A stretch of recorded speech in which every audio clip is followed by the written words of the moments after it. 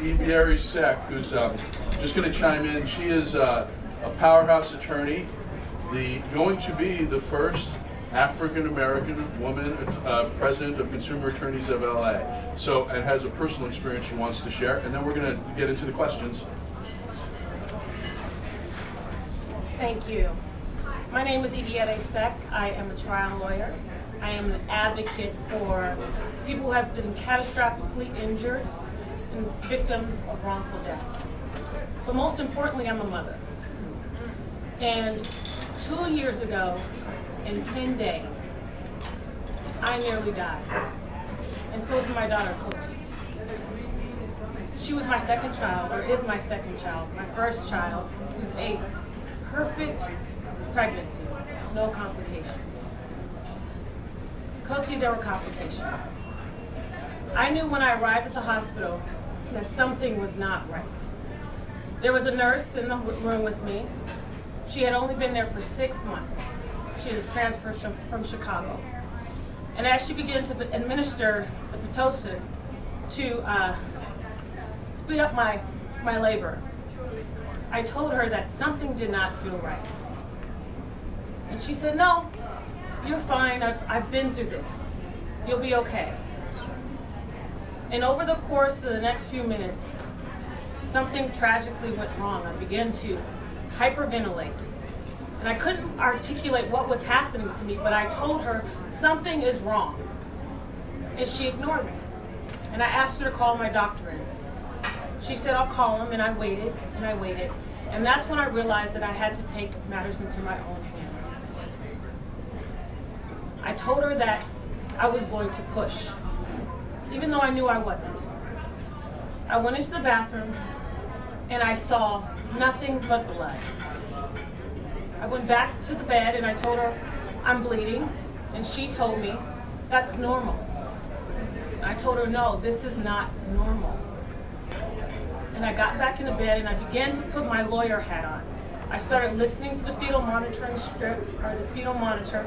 I've been observing the strips, and I knew that my child was in distress. Only then did the doctors begin to come in, and as the doctors came in, I began to hemorrhage. My daughter's heartbeat dropped, and they had to perform an emergency C-section. At that time, I had not received any sort of pain medication. They began to cut into my body before they could knock me out. I woke up to find that my daughter was in ICU, and had the doctors not come in when they came in, I would have hemorrhaged to death and my daughter would have died. I know that this is a tragedy that happens every single day. And it doesn't matter if you are a practicing attorney or a woman who lives on Skid Row. There is an incredibly high risk of mortality for Black women in the state of California. It doesn't matter how much you make or how many degrees you have. And I know that based on personal experience. I know that there were signs that were ignored and that I was neglected. And thank God I made it out on the other side when so many other people did not.